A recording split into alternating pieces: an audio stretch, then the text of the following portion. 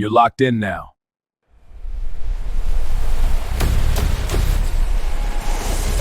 Welcome to Bringing the Wood. Good morning, good evening, good afternoon, beautiful people around the world. Y'all already know it's finna go down, man. I am your boy D Wood. This right here is the Bringing the Wood podcast, and this is another Bringing the Wood production. I thank y'all always for tuning in, man. I'm here to talk sports and nothing but sports. Then we're gonna get straight to it. We'll get right into it. You already know me. I like to not make y'all wait too long. So we'll talk about what we missed in the world. We'll talk a little college football. College football is on its way back around. I'm excited for that. Big time college football fan. So that spring games get ready to kick off and all that good stuff. I'll start to really roll that out for y'all. I'm really excited. But just a couple of things that NCAA's talked about and some pro days we'll talk about. Talk about one of the rule changes they're thinking about. They proposed a rule that will prevent athletes from maintaining eligibility after declaring for or after declaring into professional sports.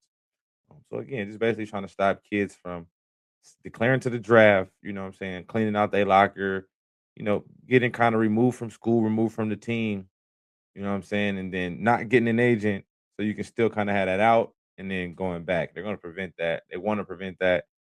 And that's so either you in or you out. We already going to have y'all transferring a bunch.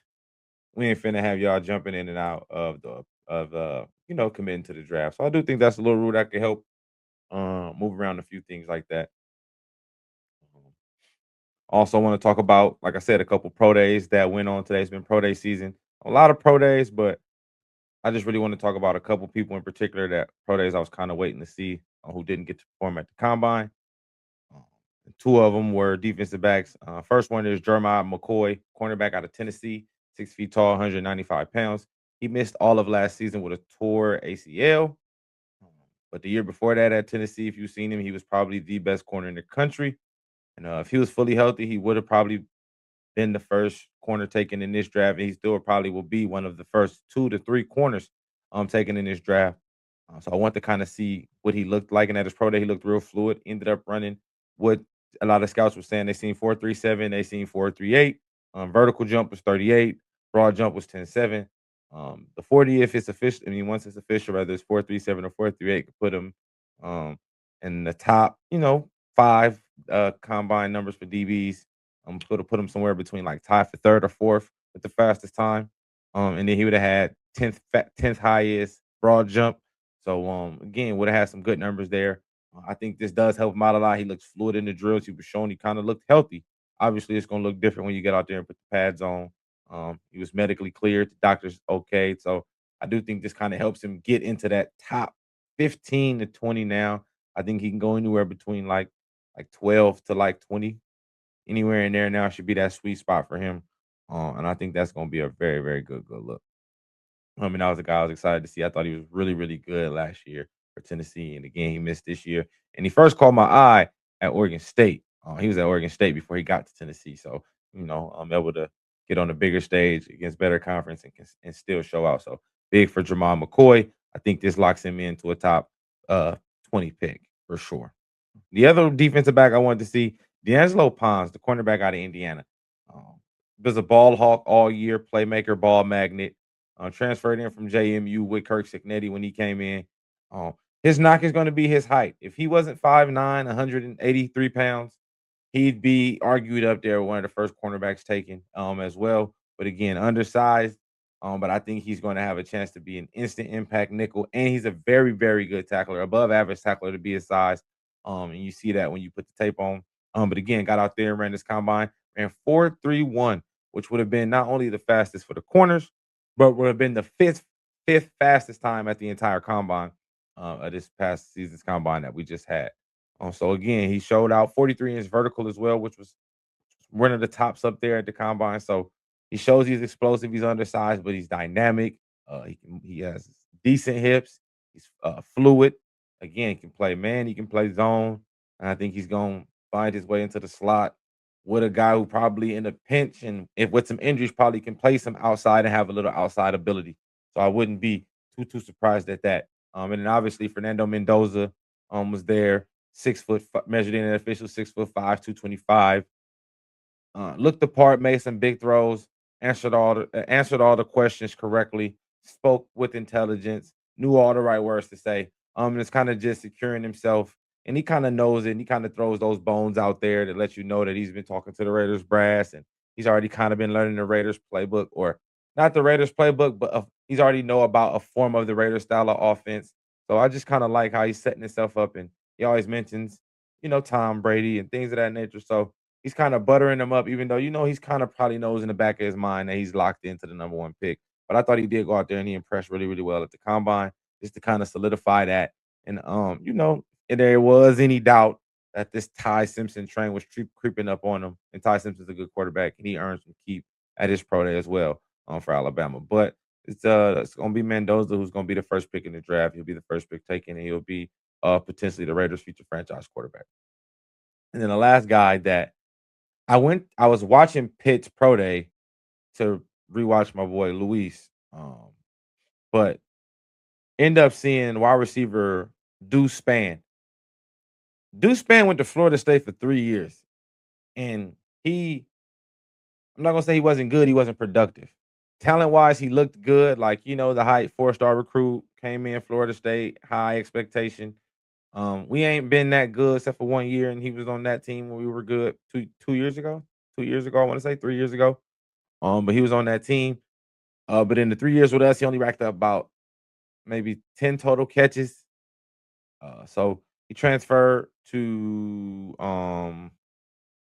Illinois. There it is. I'm like, I got it written down. He transferred to Illinois first. He did a season at Illinois, but he barely played on the team at Illinois. He just recorded 2 touchdowns.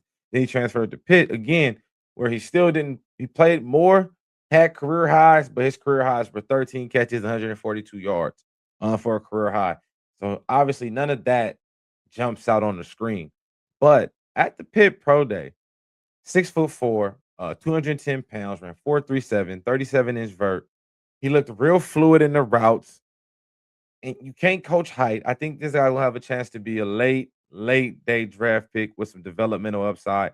Because you can't coach height, weight, speed, and he had all that. He was fluid. He could run routes, in breaking, out breaking routes. He caught the ball with his hands. He wasn't a body catcher. So to see those things, and again, a former four-star recruit, so the talent is there. Um, Maybe some team takes him in the 5th round, 6th round on day 3, get a chance to maybe earn his keep on special teams with a chance to develop. But I was very, very interested in Deuce Spann, and I kind of want to see if he gets drafted after that pro day, again, or he could be one of those undrafted free agents who end up making the roster. We've seen it before. Victor Cruz and other guys have been undrafted free agents and made rosters and made impacts, and he could be um one of the next. But that was those were a couple of our college football notes, pro day winners, things of that nature. We're gonna talk a little college basketball. Obviously, we already talked about Final Four being set. Michigan, Arizona, Illinois, UConn is going down. It's all set. I made my picks, all that. You know what I'm saying? So we're just gonna talk about a couple more things outside of the Final Four. Another couple basketball related news. The first news is 7'9" center Oliver Redux out of Florida, played for the University of Florida. And I think he was a true freshman last year, tallest player ever to play in college. Has announced he's going to transfer, probably because he want to play. I know, he probably went to Florida. Obviously, they won a national championship. I got to go double check to see if he was on the team or not. So if he got a nanny last year, that's cool too. But I think eventually you want to play, especially because just my personal opinion, if I was that tall and I wasn't getting in the game, I'd kind of think they think I'm a spectacle. So they just want to bring extra eyes into the stadium because people just want to see me stand next to me, see us blow people out so he can get in the game at the end of the game. And I'm not here to be a spectacle. I'm here to play basketball like everybody else. So I'm gonna keep my eye on the 7'9" statue, man, Oliver, just to see where he transfers to, and what the lineup looks like, what the players around him look like, and is he gonna have a chance to play, and what he will look like if he plays. Because I've only seen the stat. He only got like he got a couple plays in college, but his real highlights come from overseas, watching him play in high school, and things like that nature. Again, Oliver, and I know I'm gonna mess his name up a few times. Renux, Oliver Renux, out of Florida, 7'9", freshman, transferring. We'll know soon, and I will let you know when we know. Um, some other college hoop news I want to talk about. Bill Self, Kansas coach, is returning to Kansas. Good news for Kansas. Bill Self again, one of the better coaches in college basketball, one of the better coaches all time in college basketball. Returning to his squad, so I thought that was really, really good look for them. Again, they always recruit some of the best players. Obviously, we already talked about it. Darren Peterson potentially going to be a top 2 to 3 pick. And he always kind of has one of those guys up there. And they go out and produce in the NFL. I mean, they all go out and produce in the NBA as well. So good job for Kansas retaining Bill Self. I'm pretty sure he probably has some other guys knocking at his door too. Somebody else who did have somebody knocking at their door, Michigan State coach Tom Izzo, came out on the Dan Patrick show and said that he was interested in the Suns job, and it even was a serious conversation, and he thought about and he really considered taking the job, but he ended up staying away and saying he's gonna stay at Michigan State another year, or for the foreseeable future, whatever that could be. But Tom Izzo in the NBA could have been interesting. I wonder what a lot of some of those like legendary. Like I used to always say, like they should make Gino Auriemma move. Like he should have to go, bro. You don't lose. This is it, bro. You didn't master this. Go coach the WNBA or come over or coach the men's college basketball. Like make them take a step up, man. It's starting to feel like it's too easy for Gino. Um, but nah. Again though, Tom Izzo again potentially could have been the Suns coach, turned the job down to stay at Michigan State and compete for national championships. I ain't mad at that. I ain't mad at that because you know what I'm saying. When you get to that Suns, you gonna. It's a different beast when you get to the NBA, man. The expectations are different. They don't settle for, they're not gonna settle for less. So if you don't deliver on what they expect you to, you get fired, and now you left Michigan State. Now somebody else got the job, and then you got to go somewhere else. And sometimes you think about all that, and it's like, man, is that really worth it? Can I really turn this team around? And sometimes in your heart you can, but you just kind of don't want to jump out the window and try new things, which is respectable. Because sometimes playing is safe and just being in your comfort zone is cool, especially when it's a successful comfort zone. And Tom Izzo definitely has some success, but the fact that he was interested and kept his eye out, that means the next NBA team with a vacancy head coach. Don't be surprised if we don't hear Tom Izzo's name um, turning around again. Lastly, I want to talk about Michigan's point guard, Elliot Kadu or Cater, got food poisoning before the Final Four. Had to go to the hospital. Had a little allergic reaction. They had some medical attention, but he's okay now. Better now, and he should be ready for the Final Four game against Arizona. But that was just crazy, man. I don't. I digress. Don't even trip. We ain't even gonna get. We ain't even gonna get to. We're not gonna even go deep into that. But what we will talk about is they just brought out the official list of the Wooden Award finalists, which a Wooden Award finalist. I'm having a day, y'all. The Wooden Award finalists. They just brought them out yesterday. Yesterday, I should say. Yesterday on Wednesday. Today is Thursday. Thursday. Yee. Hold on. That's water though.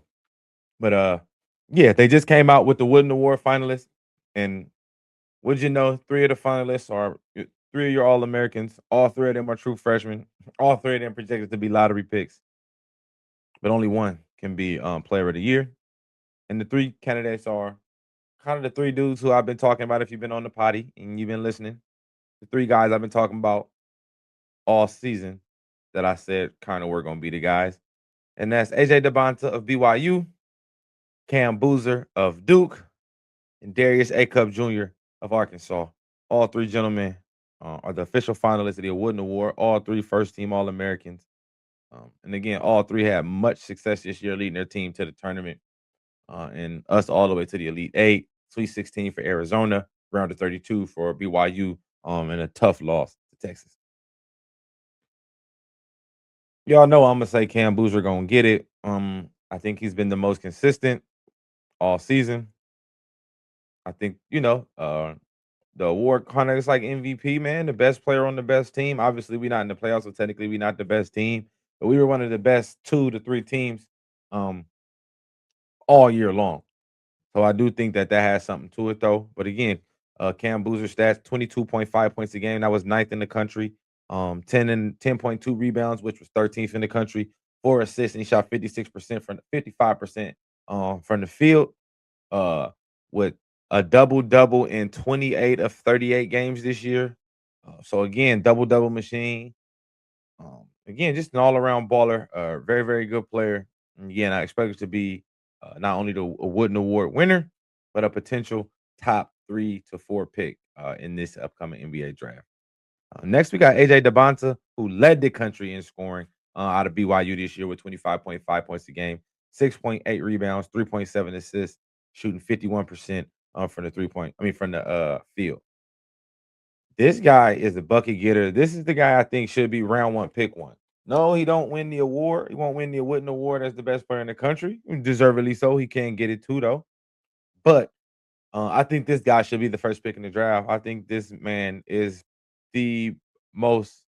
I'm not gonna say pro ready, but has the most upside and the a very very good skill set at 6'9". He can shoot the three. He can put the ball on the floor. He can attack the mid range. He can pass. He rebounds and he defends.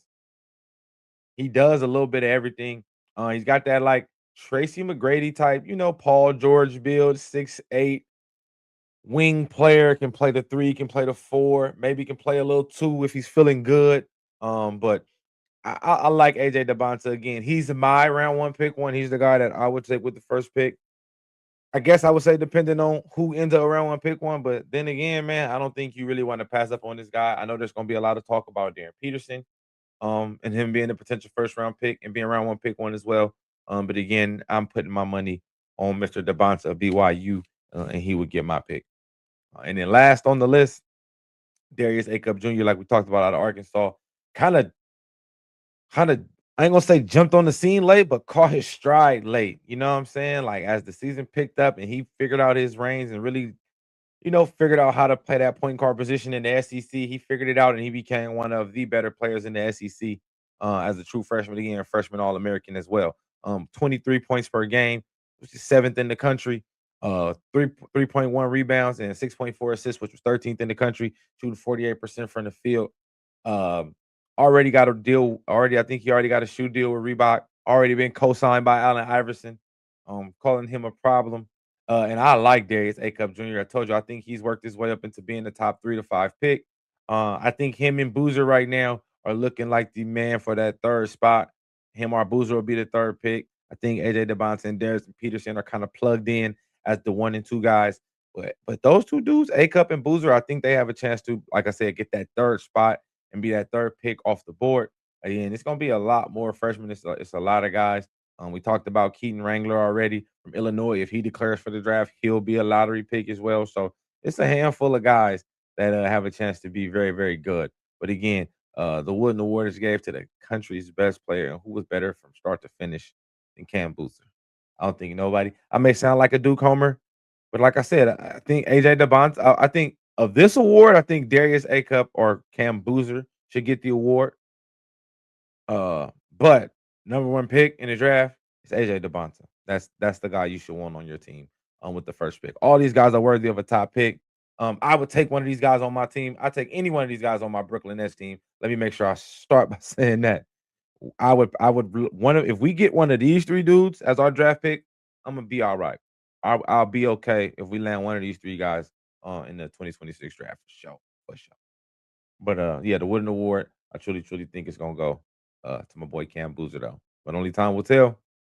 They'll let us know soon enough.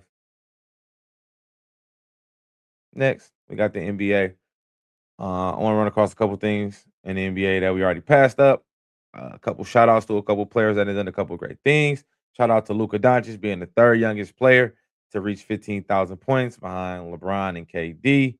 Also, shout out to Luka for becoming the 10th player to score 600 points in a calendar month, with the Lakers going 15-2 in that month, clinching the Pacific Division title, um, and clinching the top 6 seed in the playoffs. So avoiding the play-in, and that's what you want to do when you got an old guy on your team like LeBron James who don't need all those extra games, bro, and a couple of those other guys on the team.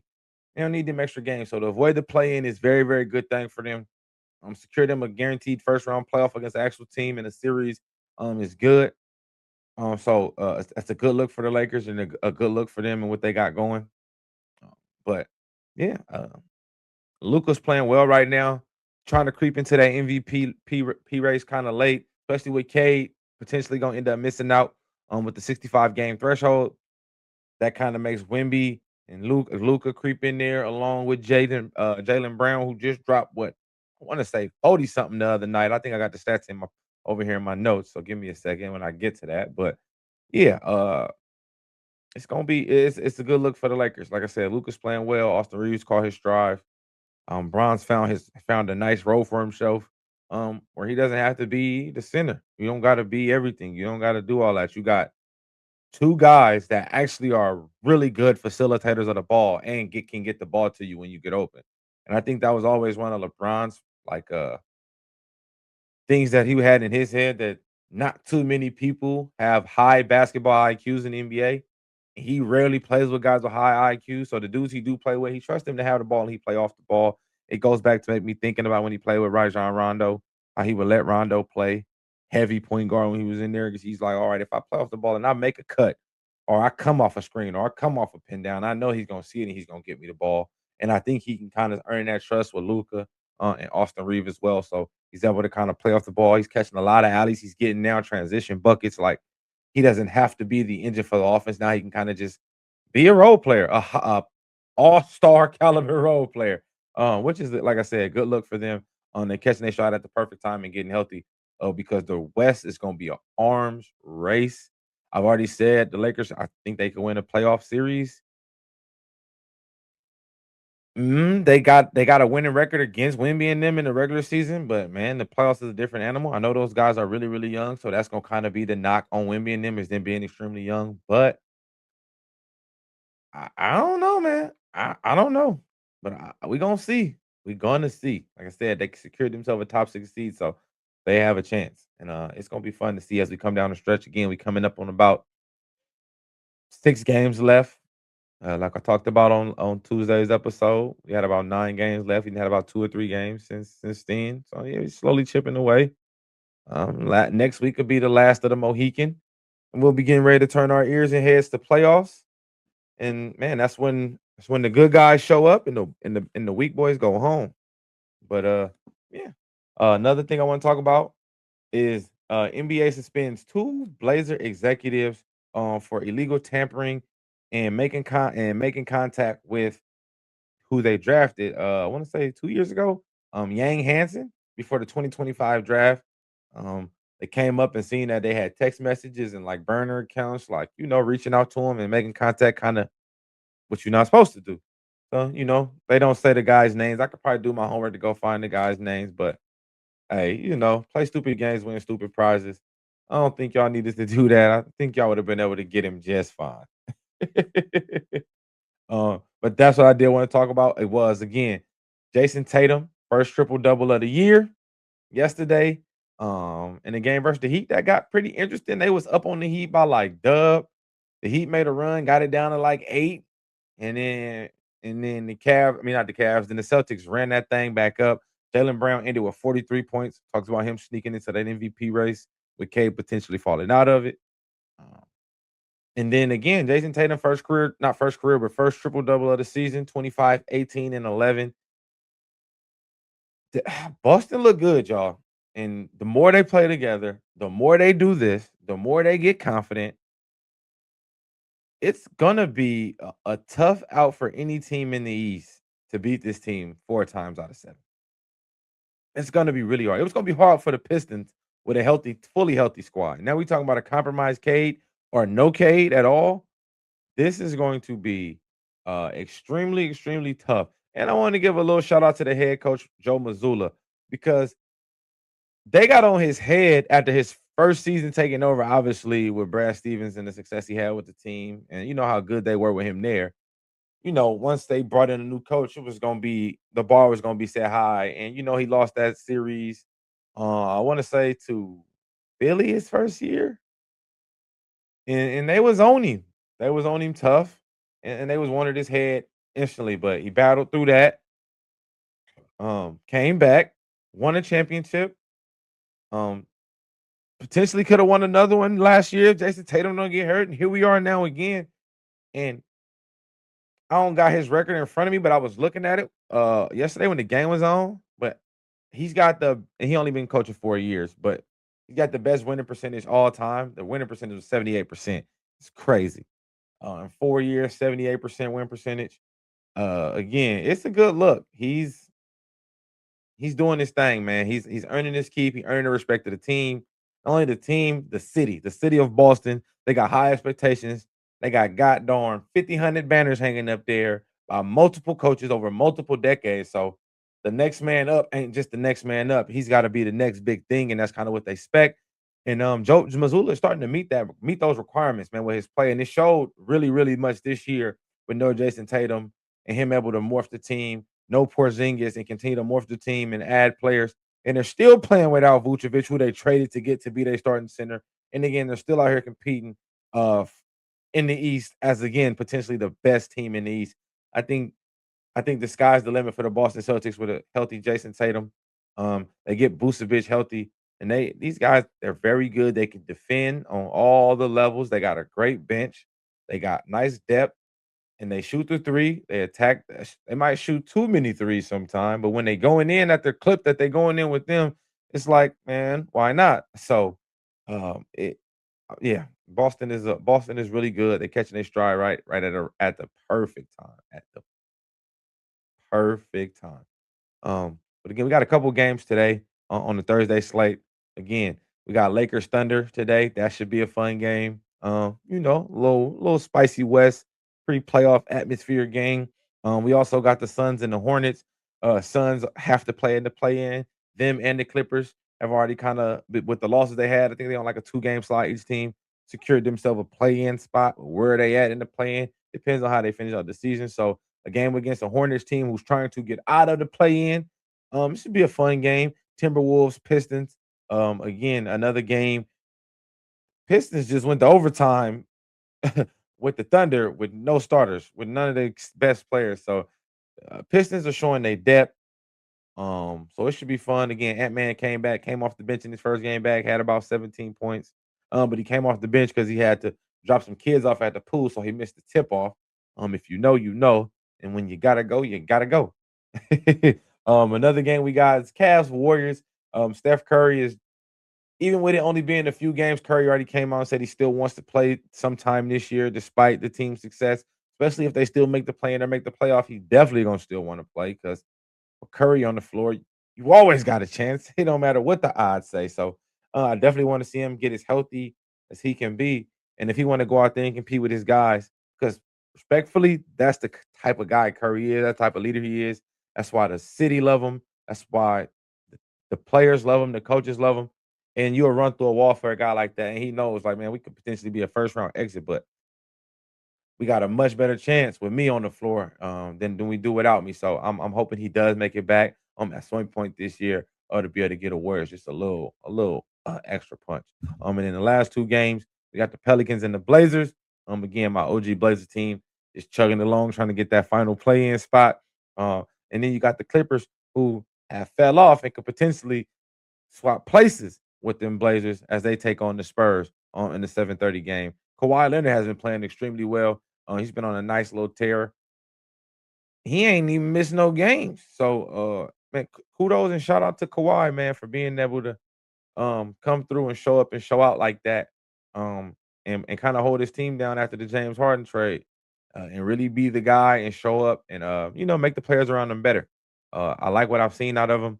I still do think they're going to be a good team. In the play in, I think they have a chance to get one of those seventh or eighth seeds for sure. And we'll see. How they goes.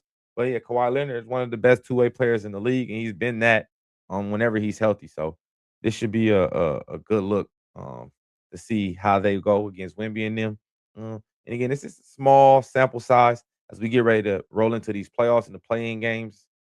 Again, teams still vying for those last little spots to get right. Again, man, the better you can position yourself in the playoffs, everybody trying to avoid playing the Thunder in the second round. You'd rather play the Nuggets. You'd rather play the Spurs. You don't want to play the Thunder in the second round. You want to play them in the Western Conference Finals for all the marbles, or if you're East team in the finals for all the marbles. Again, the Thunder team they're a problem. They're the defending champs, and they look like they're still the same team, man. Shea missed like a month and they still was balling. J Dub missed 6 weeks. They still was balling. Chet missed some time. Harkenstein missed time. and they still got one of the best records in the league. That accounts to coaching, culture, and just in chemistry. And when you got those things, culture, chemistry, you know what I'm saying? It bleeds through. Next man up mentality. You know what I'm saying? And it showed. And the Thunder, reap the benefits of that.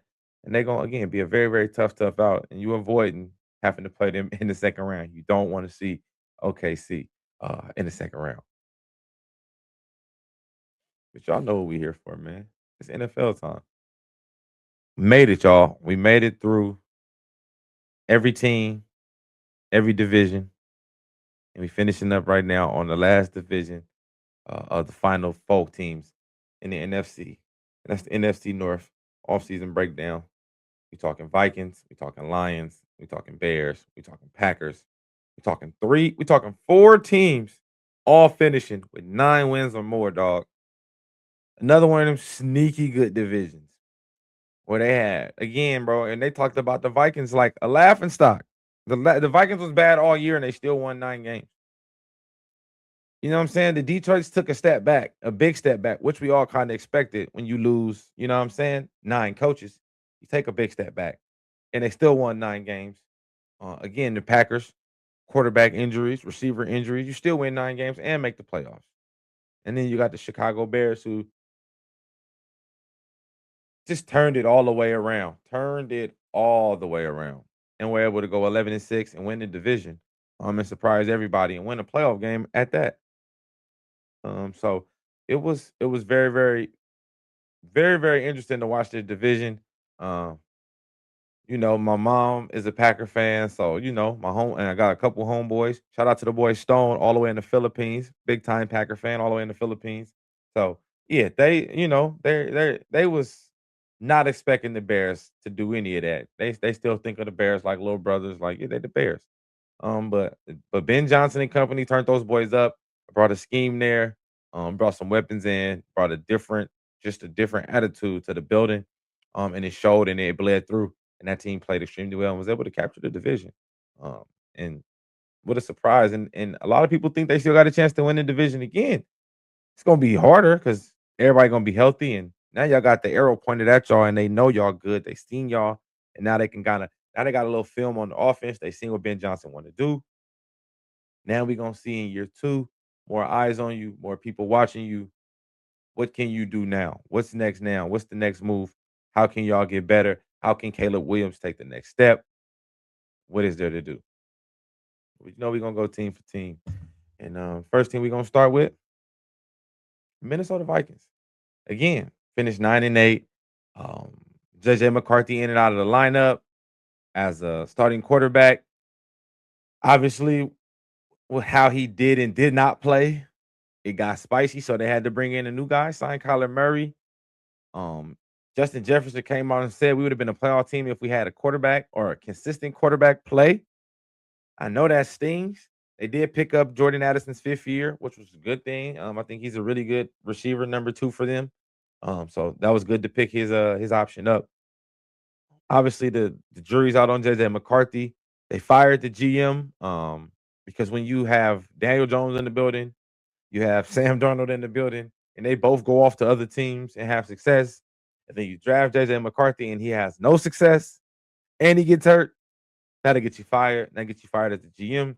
And if Kevin O'Connell wasn't coaching so good while all that was happening, he would have got his ass fired too. But Kevin O'Connell is a really good coach, and he was able to get the most out of those dudes. And they do. I still do believe he can get the most out of JJ McCarthy. But he said, just in case, I'm gonna bring in some backup. And again, he went out there and brought in Kyler Murray and Carson Wentz. And you say, well, if he re-signed Carson Wentz and Kyler Murray, don't that already sound like the door closed on JJ McCarthy? I'm not gonna say the door is closed on JJ McCarthy, but he opened up the door and let some other people in with him. He ain't kick him out the house yet. But yeah, Carson Wentz, again, you bring him back. He was already on the team. You re-sign him. You bring in Kyler Murray, who's expected to compete for the starting quarterback job. And again, if it's the even battle, may the best man win. You re-sign Eric Jones. Well, revise Aaron Jones' contract. It was rumored that he was about to be cut. But again, with him living in Green Bay for the first part of his career and Minnesota for the second part, and that's just down the street, you don't want to be traveling too much. You stay there, try to retire there. Your house probably not too far away. I thought that was smart for Aaron Jones as well. Ryan Van Denmark signs a 1 year fully guaranteed. Has a chance to kind of play a little O line, a little swing tackle, can play both sides. Resigning Eric Wilson, um, I thought was really good. Resigning to a 3 year, $22 million deal, 12.5 fully guaranteed to go ahead and be the starting backer for them. James Pierre, I thought was a solid corner. Been a journeyman, played on the Browns for a little bit, coached for a little bit. The Jets as well finds a home here for them to on a 2 year deal worth 8 mil. Johnny Hecker, the punter, is a really good punter. Again, not too many signings. Again, got a lot of money tied up in Justin Jefferson. Uh, they paid Grenard, the defensive end. So they got some guys that they're already paying. They still got some money to play around with as well. You got a couple quarterbacks here. You might have to pay Kyler Murray if he have a hell of a year for y'all. You never know. You just kind of never know. So I think that's why you don't go out the window in the free agency. And again, they got a decent amount of draft picks. They got 9 picks, 4 picks in the top 100. Pick 18 is where they sit at currently, which is a decent spot for them. I definitely think that they should help out the offensive line, either O line or secondary help. I think those are kind of be the good looks for the Vikings as well. You get you an offensive lineman to help out protect whatever quarterback is going to be. Because if it's Kyler Murray, he needs the help as well because he's a little quarterback. Pressure comes up on him. He got hurt dropping back and missed the year. So you definitely gonna want to get some low line to help him. And if not, defensive back, preferably probably a safety. I've never been sold on their safety, especially once they let go. Well, not once they let go, but once Harrison Smith came out and said he's retiring, y'all don't have a safety at all. Um, I think that yeah, that's gonna be a good look. There's a couple decent safeties in this draft. Again, at 18, I don't think Caleb Down is around at 18. But Warren out of Toledo, he could be there. Bud Clark out of TCU, he could be available, even though he might be more of a day two pick for them if he was there. That could be a good pick as well. Again, but they got a couple options. But I definitely think that number one thing is figuring out who's going to be the quarterback, who's going to be getting the ball to Justin Jefferson, because you don't want to waste your superstar wide receivers' prime years trying to find him a quarterback. Because not only would that hurt his stock and his legacy and his numbers and his money he trying to get, it also make him very resentful young, make him want to get out. And you don't want to have to deal with a disgruntled wide receiver, man, because they've been ending bad when they disgruntled like that. It ends bad as well. Um, and then of course they could also go with Thinnerman, the safety from Oregon. That's another guy they can go with at safety as well. I think that the Vikings again, 9 wins in a bad year. So if you're saying y'all had we saying the Vikings had a bad year last year with all the crazy quarterbacks playing what 3 quarterbacks, maybe 4 quarterbacks last year, you still go out and win 9 games. Again, a bevy of picks. They got 4 picks in the first 3 rounds, and again, 4 picks in the top 100. So I think they got a chance to really make some impact, bring in some really good guys to help this team out tremendously. Again, but again, they can't do nothing without figuring out what they're gonna do with the back. You don't do nothing with the quarterback, and you're kind of gonna be ASS out, as I should say. But it is what it is. I think the Vikings got their work cut out for them. I think if JJ McCarthy or Kyler Murray don't take a big step, they could potentially be at the bottom of the division again. Again, it could still be 8 or 9 wins, but as you can see, 8 or 9 wins will not get you in this division with all the talented quarterbacks and players in this division. Next up, Detroit Lions. Again, lost their OC, lost their DC. Both of them got head coaching jobs. Obviously, Ben Johnson on the Bears, Aaron Glenn on the Jets, and they both took like 6 coaches each. You know what I'm saying? You know what I'm saying? So, like, this is kind of the same thing the Eagles went through that first time they went to the Super Bowl and lost. They lost Gannon and they lost, who was the other one? Can't even think of the other coach name. I feel like they both got fired already. Uh, Jonathan Gannon was the Cardinals coach, and then the head coach right now, he ain't get fired yet. He's still there, but I'm having a brain lapse. But they lost both of them, and then the Eagles ended up falling out, making the wild card, losing to the Bucks in the first round. and then you had to reload again and bring in new coaches, new staff to kind of retool and get it back right. And I think that's the right in the place where the Lions is. So now you bring in a new OC, new DC, you bring in some fresh faces to kind of turn this thing around and get it right back where it was. Jameer Gibbs, hell of a player. Amon-Ra St. Brown, Jameson Williams, Jared Goff got better when he got here. So Dan Campbell is a rock star, one of my favorite coaches in the league. I love coaches that are not only good coaches, but just great human beings, leader of men. Obviously, they got the thing going on with Frank Ragnow right now, a little ugly, but I think that's more of a Lions upper management problem and how they treat their legends. Then that's a Dan Campbell problem. He just happens to be the head coach and the face of the team. So when he speak out, he got to kind of defend the Lions and the GM and all that stuff because they're the ones who pay him.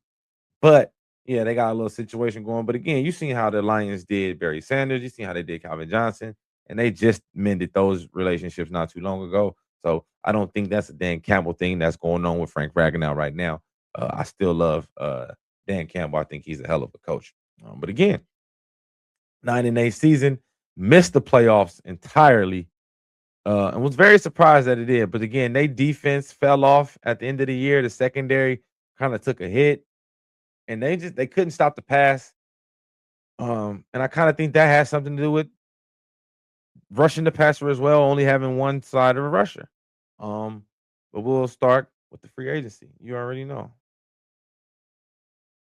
And they've been a little active. They've been a little bit active in here. Again, bringing in Isaiah Pacheco on a 1-year deal. You lose Montgomery to the Texans in the trade for Juice Scruggs. Again, some interior offensive line help out your quarterback. You can't go wrong with helping out your quarterback. And again, Isaiah Pacheco do that. Again, traded to get Juice Scruggs. Brought in Tyler Conklin, a good second, third tight end. Greg Dortch was a solid receiver for the Cardinals for a nice period of time. I think he helps out a lot. Two glove Teddy. We love seeing Teddy get signed, man. Teddy's a good guy. Teddy can't do wrong in my book, man. Teddy love the kids. K May signs a 3-year deal. I think he has a chance to come in and be the starting center for these guys. Ben Bart, Larry Bowroom, however you pronounce that. DJ Wadham got a chance to be a starter for these guys. Bringing in Roger McCreary, former Titan and former Ram, bring him in. He has a chance to start for you guys at nickel. Malcolm Rodriguez resign. Rocky Sin resign. Chuck Clark brings some physicality to the lineup. Helps them out a lot. Again, they tried to add on defense on the back seven and then in the trenches and in the run game on the offense. Because the Lions want to run the ball, heavy play action pass, take shots down the field. And on defense, you want to be able to stop the run and rush the passer. And it's a privilege to rush the passer, as they like to say. So I think that, again, I think they got to go. Just like I said, you got to go edge rusher, bro. They got to pair somebody with Aiden Hutchinson. And at pick 17, I think that's the perfect spot. Pick 17 in the first round. Again, this is a heavy pass rush draft.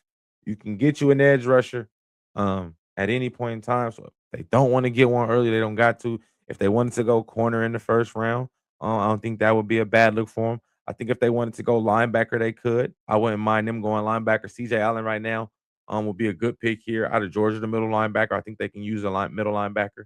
He would be a good pick at 17. That wouldn't be too high. Um, for his edge rushers, you can go Cassius Howe out of Texas A&M. I think he's got a chance to be good. Zion Young out of Missouri. I think he's the back here in that back 17 to 32 range. You can get there. Again, if somehow Desmond Bane's short arms continue to make him fall somehow, if they're able to pair Desmond Bane and Aiden Hutchinson, and holy Toledo's Batman, you can kind of, that could be dangerous. I really hope nothing like that happens because of somebody's short arms. I know, hey, I guess that's why I don't run no team. We have short arms and short people, and if you ball, you ball. If you can ball, you can get the call, and I think that's really what it is. But yeah, I definitely think that they're going to need to go offensive line, even though they kind of went there, but you can never have too many offensive line. But edge rusher is the number one need for them. I definitely think they need to pair somebody next to Aiden Hutchinson. And they obviously lost Malik Muhammad, who was the second leading sacker behind Aiden Hutchinson. You lose him to Tampa Bay. So I still do believe that the move to be made is edge rusher. And again, heavy edge rusher draft. So you have a chance to again get a plethora of them. You can get more than one. Again, bro, you cannot have too many edge rushers. You seen Philly when they won it. You seen Seattle when they won it. You seen the Bucks when they won it. The last couple of teams, man, you got a wave of D linemen coming after your quarterback. You ain't got the secondary to hold them off. Go get the pass rush to rush everything, speed up the process, speed up the timing, and just make things a real mucky, as I should say, or as they should say, um, when it's real funky like that. But again, 9-8 record for the Lions, couple injuries, little setback, coaching changes. I think they have a chance to get back in the spot. Again, it's gonna be a tough. This division is gonna be good again. Only team that maybe take the step back is the Vikings, and that's only if the quarterbacks don't. If neither one of the quarterbacks um take that step and say I'm the guy, then yeah, then the Vikings could take a step back. But if they play well and we seeing all these teams are healthy, this is another division that's gonna kind of look like this. It's gonna be 9 wins here, 8 wins here, 10 wins here, 11 wins here. 12, 13, 12 wins to get you the division because they gonna all beat each other up. They all probably will lose to one or the other team at least one time. So it's a tough division, but again, the Lions solid moves in the free agency, and again, a nice spot in the draft at 17, to be able to try to get them a top of the line edge rusher to kind of help out with everything. I think would just be the perfect icing on the cake. Next team we talking about, like my mama like to say, Packers. Green Bay Packers. Shout out to moms. You already know, love a dilly. Yeah, Packer fan like crazy. Shout out to the guys, Packer fans. They know what it is. Jay, you supposed to be on here, cat. But nah, I'm gonna get straight to it, bro. The Packers again, bro. Jordan Love gotta miss a couple of games with injuries. Christian Watson gotta miss games with injury. Romeo Dobbs, like I think the injury bug kills the Packers more than anything. Micah Parsons injury. I think injuries is kind of what derailed the Packers season. Just getting hurt. Everybody getting hurt. One player get healthy, another player get hurt. They get healthy, another player get hurt. They get healthy. I think they kind of fought that all year, kind of limped into the playoffs, and was still able to put up a hell of a fight against the Bears.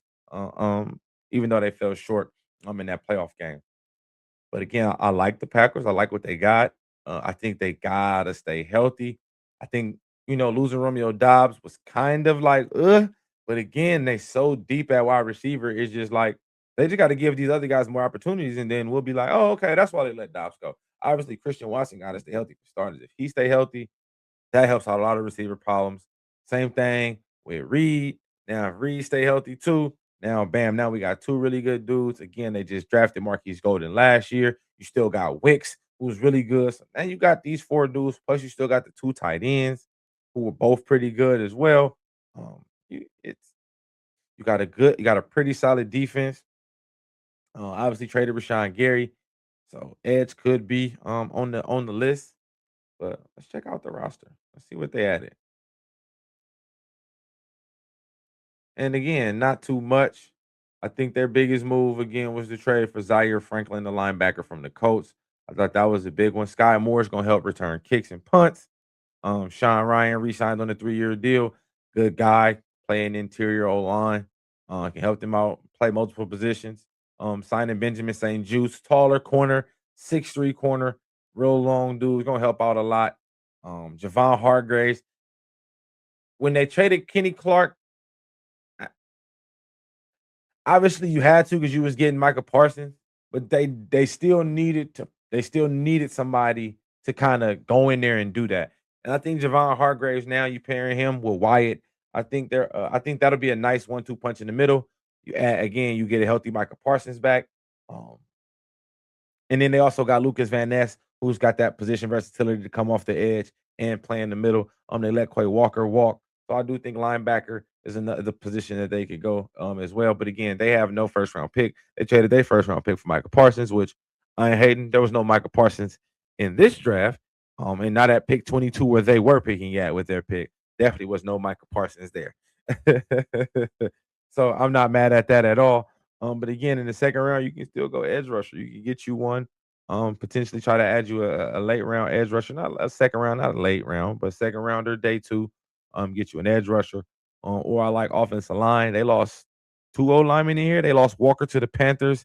They lost Elton Jenkins to the Browns.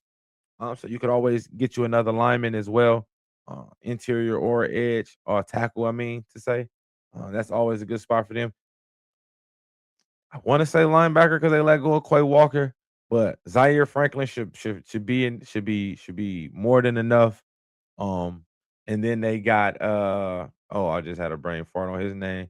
Kid from Texas A&M who they drafted like 2 seasons ago. I be having brain farts on these names. There be so many names on my head, and then I just get to moving and grooving and talking, and then they'll fall right out, and then it'll come up later, and I'll yell it out like I'm crazy. But I like what the Packers did. Again, no first round pick, but pick 52 in the second round. And they also got pick 83 in the third round. So still a chance to get impact players. I like to tell y'all the first like 110 picks are potentially all starter caliber dudes, man. That's probably the first to like early fourth round. First through third, and probably like the first like 3 or 4 picks in the fourth round. You have a chance to get you a guy who can have a chance to be a starter or an early contributor on your team. So you don't want to miss with them early picks. So again, and with them not having as many picks because they traded to get Micah, you definitely gonna want to as I should say, you definitely gonna want to kind of look at that.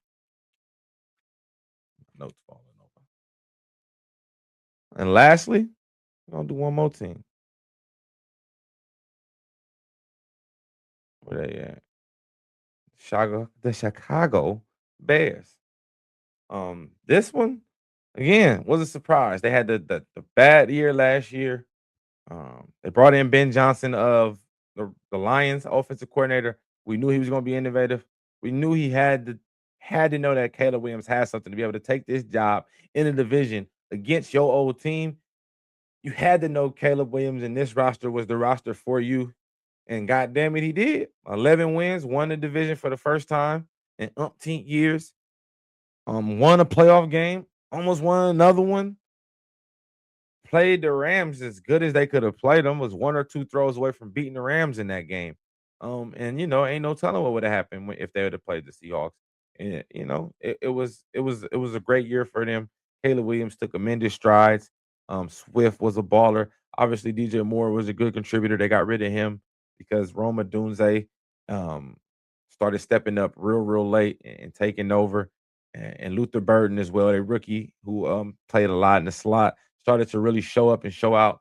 And then they had Colston Loveland, the rookie tight end. So as those young guys started to grow with Caleb, DJ was that vet who was kind of just making sure everything was good.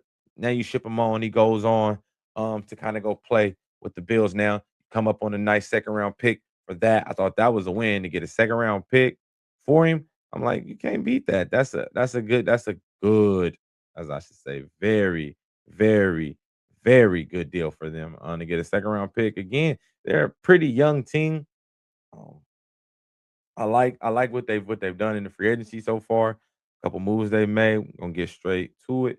Again, Chase Keenum, you bring in resign Chase Keenum. Everybody need a good backup quarterback. They still got Tyler Bagent, but it's been rumored that teams are interested in him as their backup quarterback because they seen him resign Chase Keenum. Raymond Khalif, I mean, I said Raymond Khalif, Khalif Raymond, former Lions and Titans kick returner signs a 1 year deal against again instantly helps out in return kicks. As you can see, re-signing Braxton Jones, re-signing Jordan McFadden, bringing in former first-round pick Jedrick Wells, trading to get Bradbury after they center abruptly retires. Again, protecting your investment. Caleb Williams had a hell of a year. You don't want him to have a slide, so you protect him with right there in the middle. Get him some tackles, center guard. You want to keep a good veteran center so your quarterback can learn how to see the blitzes and call coverages and see fronts and that's why, again, just a sidebar, that's why the Raiders went and got Tyler Lindenbaum. They know they finna have a rookie quarterback who probably not gonna see them delayed blitzes, not gonna be able to call out all the coverages, call out all that stuff. You get you a veteran center who can see it, call it, and make the life easy for the quarterback. Again, Caleb Williams still a young quarterback, so bringing in Bradbury to help them out was perfect. Cratavius Street, solid player out of Jacksonville. I love seeing players leave out my division. Never gonna be mad at that. Neville Gallimore, former Cowboys defensive tackle. I'm gonna help them out in the trenches. James Lynch played for my Titans for a little bit. Devin Bush, Devin Bush is weird, man. Devin Bush was drafted by the Steelers. We thought he was gonna be amazing out of Michigan. Kind of fell off in real fast while he was real young, and then got on the Browns last year and was a maniac on the Browns and parlayed that to a 3-year deal. He had $30 million. I thought that was a win for him. Jack Sanborn signed back. Jalen Johnson's gonna be good for them on the Jalen Jones. I mean, should be good for them.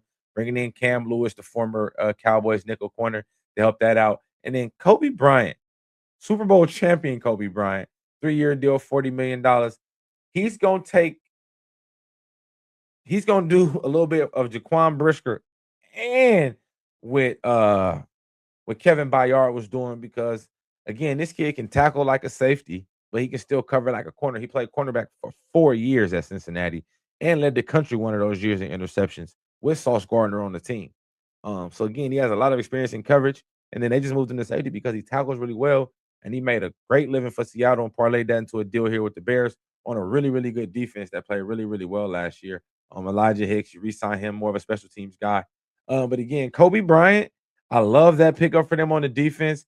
Devin Bush, if he's able to play like he played for the Browns last year, they gonna have a win. It's gonna be an upgrade. And then again, man, bringing in the offensive lineman to protect the quarterback. You got to protect your investment. And Caleb Williams had a hell of a year after starting off a little rocky. So I definitely think that that was a good thing for him. I think he needed that. Ben Johnson was like a breath of fresh air for him. The offense. And he challenged them, but he made it simple. It's like, "Hey, I'm challenging you in these areas, but I'm gonna make it easy for you right here." So that way you can just focus on the challenges that's gonna be ahead of you. And he's able to play a lot of free football, and thus the Iceman was born. This division is packed and stacked again. The Bears got their pick, plus they got another pick. They got pick 25 in the first round, and they also got 2 more picks they got 4 picks in the top 90. 4 picks in the top 90 on the team that just was a playoff team. They got a chance to get really, really good, really, really fast. And I would go defense, defense, defense. Again, they lost a lot of players. Tremont Edwards, Kevin Byard, Quan Brisker. They lost a lot of guys out there. So I definitely think bringing in a linebacker, maybe on this back end, if you're able to, maybe a Jacob Rodriguez, Texas Tech. Um, Anthony Hill Jr. out of Texas. You can get one of those boys. That'll be good for you. Or an edge rusher. Again, one of these late air rushers that we've been talking about to pair with uh Montez Sweat. Because they got one good edge rusher. So maybe you get somebody to pair next to Montrez. So you can have them bookends to go get after Jordan Love. To go get after Kyler Murray or JJ McCarthy, to go get after Jared Goff. So I think they can go either way. And again, they got multiple picks in the first 3 rounds, 4 picks in the first 3 rounds, and all 4 of them picks in the top 90. So again, they got a chance to get really good, some really talented players, fill some holes, fill some needs. I think again, D line or edge rusher to be specific. They really added a lot of defensive tackles. And last year, the last 2 drafts plus the free agents they just signed this year. So I think defensive tackle is really good for them. I really think it's edge rushers. You can still add one more safety because they only really added Kobe Bryant and they lost 2 safeties in Brisker and Bayard, so adding a safety wouldn't be bad. Or you can add a corner. But I think defense is going to be the main thing, and then again, you can always add a offensive lineman to protect your quarterback. But I like the receiving core. Maybe you get you a receiver on day 5. I mean, not day 5, but day 3 and like the 5th round, 6th round. Maybe you get somebody with developmental upside that maybe y'all can develop late. But I like the receiving core, what they got with Luther Burden, Roma Dunze, and Colston Loveland.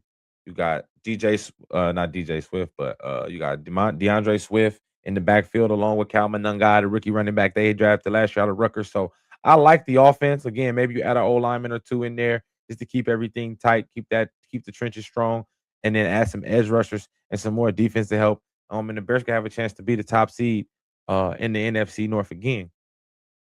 Very powerful, very, very strong. Again, Caleb Williams has a chance to take another step with this receiving group, this offense, with this coach. Ben Johnson showed that he is a creative play caller and a creative genius. And the Lions offense kind of did this as the Bears offense did that. And it kind of showed like, hey, man, this is what I do. I play call and I do it well. That's all I got for y'all. That's all the divisions, man. NFC and AFC North, NFC, AFC South, NFC, AFC East, NF and AFC West. If you didn't get to tune in to it, go back the last 4 weeks. Check the Tuesday and Thursday episodes. AFC teams are on every Tuesday. NFC teams are on every Thursday. If you want to go back and hear what I feel about your team, and maybe if it's the right team, like I said, I might have a guest and they might be on talking about it with me. So again, make sure y'all continue to tune into the episode, continue to like, continue to subscribe, continue to share. I always tell y'all, tell a friend, tell a neighbor, tell an enemy. If you want to be on the show, and just tap in. It's always good if you got me on one of my social medias. If you got to hit me on here, if you got to hit me on YouTube, and if you don't know how to reach me, you got to figure it out, man. Right there, right at the top. You can always click at the production page, go to my YouTube channel, and just DM me on my YouTube channel. Comment comment on the channel, comment on the story, comment on a reel, comment on anything, comment on one of these podcasts. Let me know. We can get in touch. We can do some things, man. I love talking ball with people who are like-minded, and I love giving football information to people or sports information in general to people who are just, fans and might not know as much. I love what I do, and I do what I love, and this is it. So I truly thank y'all for that, keeping me motivated to do this. Um, Tune in Sunday. I'll be on. Might have some guests on. If not, y'all know I do this thing by myself. We'll be talking. Obviously, we'll be talking about the Final Four in the national championship because it'll be done. National Final Four is on Saturday, so we'll definitely talk national championship, talk the Final Four, talk about who we got in the nanny, all those good things. We'll continue to talk. Pro days just wrapped up, so we'll start to continue to focus on the combine. We'll do a little bit of more in-depth draft talk. We'll start breaking down some late round picks. I'll start talking to y'all about guys going in the 5th and 6th round. What we know that could potentially be stars in these league late round gyms. We'll get into all that. We'll start to focus on teams who have multiple picks in the top 100. So we'll start to get into those teams. So if your team is one of those teams that got multiple picks, at least 3 in the top 100, is a chance that we'll be talking to you as we lead up to the combine.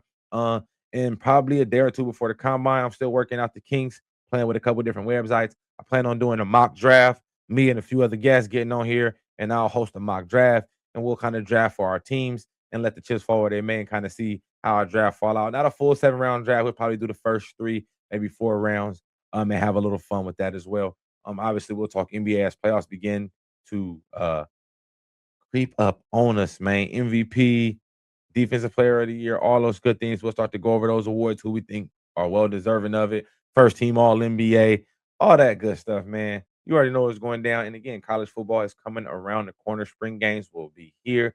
I'll be talking to you about all the big time school spring games, what freshmen that we can see hit the field early, who transferred where, who finna do what, who we think going back to who we think going to the national championship. Do we think Indiana is going to repeat? Do we think a new team is going to take over? Y'all just got to stay tuned to the podcast, dog. So make sure y'all subscribe to the channel and look out for all the content coming because we got more content coming in the future. Love, peace, and hair grease. Love, live life, and Tupac. It's the Bringing the Wood podcast. It's your boy D Wood. Y'all know what I do on this thing. I just brought the wood. Peace. You've been locked into Bringing the Wood. No soft takes, no watered down debates. If it's in the game, we bring it head on. Until next time, stay locked in.